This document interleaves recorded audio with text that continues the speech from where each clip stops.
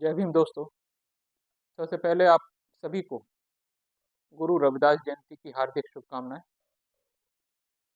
गुरु रविदास जिस समुदाय में पैदा हुए थे, उस समुदाय की बढ़ोतरी के लिए अपने समय के कबीरदास जी के साथ साथ उनने जो काम किया वो आज सारी दुनिया में विख्यात है। और एक धर्म या रमदसिया के नाम से जो जाना जाता है, वो आज देश और दुनिया में अपना जलवा बिखेर रहा है साथियों। तो गुरु रविदास के बारे में मैं कुछ बातें मैं बताना चाहूँगा, शायद वो मालूम हो और हो सकता है ना भी मालूम, तो सुनिएगा।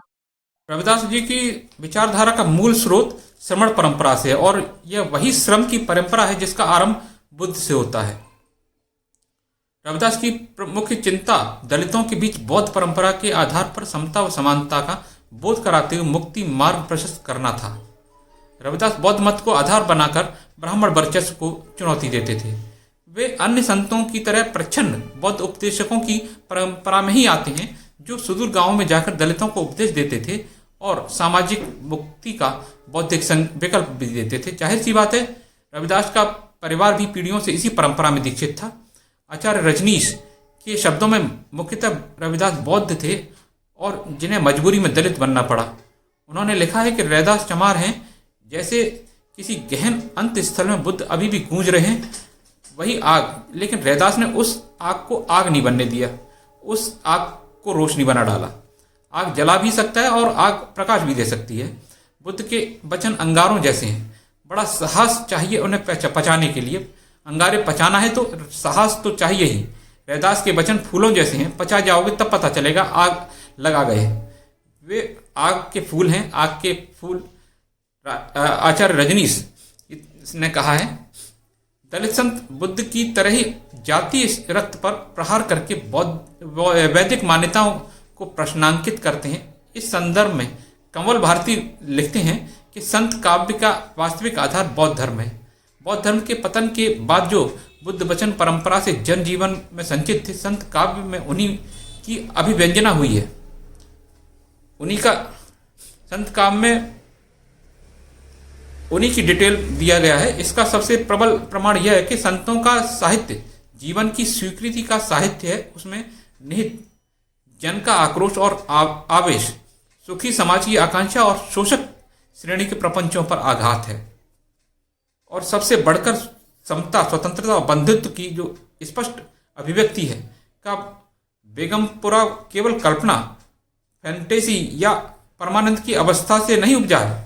गेल ओम्बेट की राय में समानता और प्रेम पर आधारित समाज की स्थापना की संभावना से जो आशा जगती है, जो भाव उत्पन्न होते हैं, यह यूटोपिया उनका नतीजा था।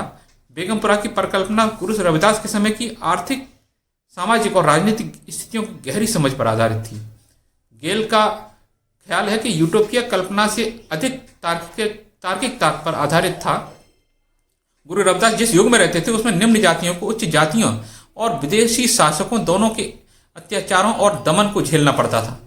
उन्हें कतई ये आशा नहीं थी कि पद दलितों की स्थिति में कोई सुधार होगा।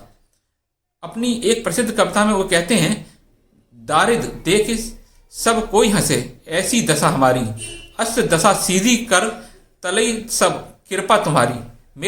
अर्थात मेरी दरिद्रता देखकर समझते हैं यह मेरी स्थिति है, मेरे हाथों में तुम्हारी कृपा से 8 सिद्धियां हैं। गुरु रविदास का संपूर्ण कविता कोश एक और गुलामी के विरुद्ध प्रतिरोध तो दूसरी ओर निराकार ईश्वर के प्रति असीम और भक्ति भाव से भरा हुआ था। उनका मानना है कि ईश्वर ने सभी मनुष्यों को समान बनाया और वह सब में वास करता है, पर अगर संपूर्ण मानवता में एक ही ईश्वर का वास है तब फिर समाज को जातियों में बांटना कितना मूर्खतापूर्ण है। उन्होंने मनुष्यों को जातीय आधार पर बांटने की घोर निंदा की। उन्होंने लिखा कि जो हम शहरी सो मीत हमारा।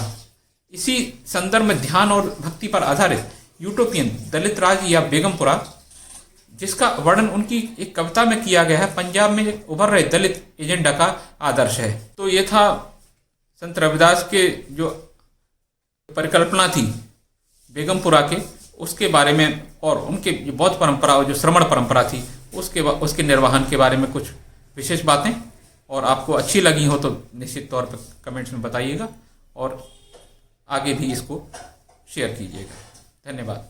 जय भीम।